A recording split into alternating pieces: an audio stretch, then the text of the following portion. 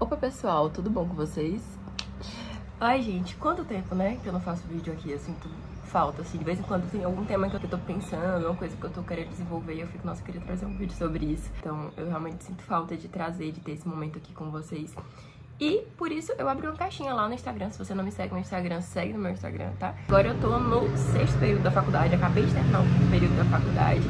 Cada vez eu tenho me encaminhado mais, assim, sabe, nas coisas que eu via de uma forma antes e agora eu vejo de outra forma. E aí eu gosto muito de compartilhar isso com vocês, porque eu acredito que pra muitas pessoas, né, a medicina era um grande sonho. E pra mim era assim, a medicina é um grande sonho. Então eu me sinto muito realizada dentro do curso, eu gosto muito de como as coisas se encaminham, eu gosto de compartilhar esse sentimento de algumas coisas, até mesmo pra que a gente possa falar sobre as histórias, sabe? E eu procuro esses relatos às vezes, sabe? De pessoas que estão em períodos à frente, então é legal a gente ter essa troca. Enfim, vamos começar as perguntas. A primeira pergunta que me mandaram pra mim foi qual a área que eu mais me identifiquei. E essa, com certeza, é uma das perguntas que eu mais gosto, porque eu cheguei na medicina sabendo que eu queria cirurgia, mas eu pensava que eu queria, tipo, neurocirurgia. Eu pensava isso por causa de Grey's Anatomy, que eu gostava muito do Shepard. Eu gostava muito dele, aí eu achava muito legal a rotina dele, da irmã dele, né? E aí eu falava, poxa, neurocirurgia parece tão legal e tão resolutiva e pai, tá?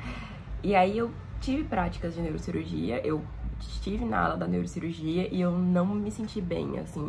Eu não gostei da experiência de estar ali. Eu senti um clima muito pesado, muito mórbido, assim, sabe? É um paciente que geralmente é muito complexo, é um paciente que geralmente não entra em remissão, que é um paciente, de fato, que ele não vai evoluir muito, assim, sabe? A neurocirurgia ajuda, sim, traz uma qualidade de vida melhor em muitos casos, mas na maioria das vezes, principalmente no hospital que eu trabalho, que é o hospital de urgência, é um paciente que sofreu um trauma crânioencefálico, você alivia a pressão, mas ainda assim ele vai ficar com sequelas graves pro resto da vida.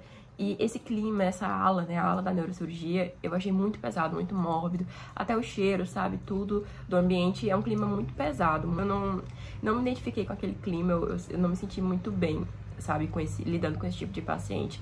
E aí nessa eu concluí que não é pra mim não, essa área. E aí acabou que eu conheci outras áreas que eu me sentia melhor, que eu sentia que cumpria com o meu propósito, coisas que eu gosto de fazer e que eu tenho mais habilidades. Próxima pergunta. Qual a parte mais difícil do curso de medicina? Eu acho que é o tempo. Eu acho que, assim, você sempre acha que tem que estar estudando alguma coisa, porque, assim, na realidade você nunca vai ter estudado tudo. Então eu acho que essa quantidade de assunto é o que torna a faculdade difícil. Não traz tanta ansiedade quanto trazia na época do vestibular, que você tinha toda aquela incerteza. Agora você tem aquele, já tô no curso, eu tô cursando, eu tô aprendendo, e acaba que você vê sua evolução, né? Aos poucos você vai entendendo que você tá aprendendo mesmo, você tá revisando, você vai vendo sua evolução, isso é muito prazeroso, mas pela quantidade de conteúdo acaba que você fica um pouco sobrecarregado às vezes. Eu acho que essa é a parte mais difícil. A próxima pergunta é: você acha que é possível conciliar o curso de medicina com o emprego? Tenho essa dúvida. O curso de medicina, assim, em todas as turmas existem pessoas que trabalham. Então, sim, dá pra conciliar. Agora depende de qual emprego é. A maioria deles, eles trabalham concursados ou com empregos que dá pra você trocar plantão. Quem é enfermeiro, quem é policial, fazem esses plantões e voltam, né? Geralmente eles fazem essa negociação e eu vejo que dá certo, sim. Com certeza é muito mais puxado, com certeza, porque de fato o nosso grande desafio é o tempo. Então, você gastar uma quantidade de tempo tão grande em um trabalho acaba diminuindo um pouco o rendimento, acaba te prejudicando um pouco. Mas você consegue sim fazer, você consegue aprender, você consegue evoluir tanto quanto os outros, só você vai sofrer um pouquinho mais, né? Mas dá pra fazer sim, é super possível. Próxima pergunta. Quase ninguém fala do depois, como funciona o estudo. É loucura estudar muitas coisas? É loucura.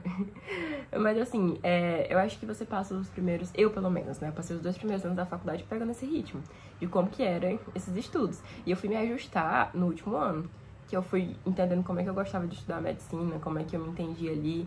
Mas cada período que vem, a rotina acaba mudando um pouco. Esse é o desafio que traz, né? Porque antes, no vestibular, era sempre estudar para uma prova. Agora não, agora eu tenho que estudar para uma prova, agora que é a residência, né? Eu tenho que estudar para conseguir atender um paciente que é ambulatorial, tenho que estudar para conseguir atender um paciente que é grave, eu tenho que estudar para poder conseguir fazer procedimentos. Então, assim, vários eixos. Então, a organização é fundamental. Eu acho que o grande ponto do depois, que é a grande dificuldade, é você conseguir se organizar. Ter uma planilha, assim, tipo, quase todo mundo usa algum aplicativo para poder se organizar, sabe? Tipo, Notion, alguma coisa assim. Pra poder ajudar mesmo, porque como é muita coisa, você ter isso organizado em algum lugar facilita seu estudo. Uma coisa de, poxa, eu tenho 6 anos pra isso, agora eu só tenho 3, mas enfim. Eu tenho anos pra isso, eu já tô vendo minha evolução e eu tô vendo que tá dando certo. Então você vai ficando um pouco mais calmo, porque você tem aquele tempo. Eu acho que a rotina de estudo na faculdade é muito melhor, tá? Se você tá no vestibular e tá, meu Deus do céu, vou viver isso aqui pro resto da vida. Não vai, muda, tá? Mas ainda assim, tem muita coisa pra estudar. Mas você consegue estudar em um ritmo diferente. Próxima pergunta é: como estudar para ser aprovada? Maior foco de estudos sobre o que especificamente? Sobre o que cai. Assim, você tem que ter um estudo inteligente no vestibular, porque, de fato, você vai fazer a prova. Então, você não precisa saber de tudo, você só precisa saber o que a prova gosta de cobrar. Então, assim, fazer provas antigas é a maior dica que eu posso dar. De você entender o que o Enem tem cobrado. E até mesmo fazer as provas antigas na ordem. Tipo, de 2015, 2016, 2017, 2018, 2019, 2020, sabe? Fazendo nessa ordem, porque você vai entendendo a tendência da prova, né? Ah, agora a prova de história tá mais conteudista, agora tá menos, agora, sabe? Você vai entendendo quais são as tendências, você consegue até prever o que provavelmente vai ser na sua prova.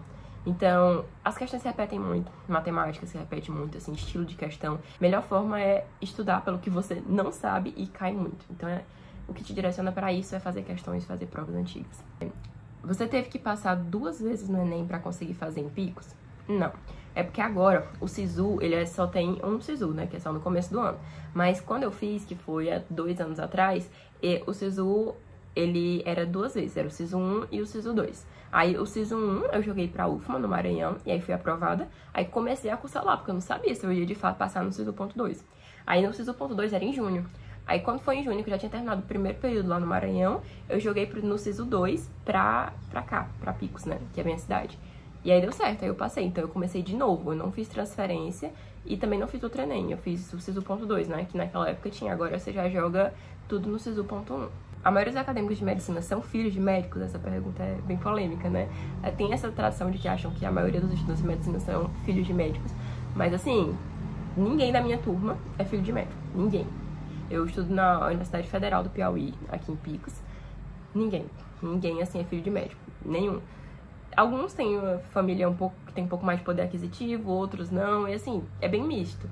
Mas ninguém é filho de médico. Então, assim, acho que isso já tem caído por terra com o tempo, sabe? Com acesso aos estudos, agora o YouTube aqui, né, ajuda bastante. Então, tem caído por terra essa teoria. Talvez eles estejam nas particulares, não sei.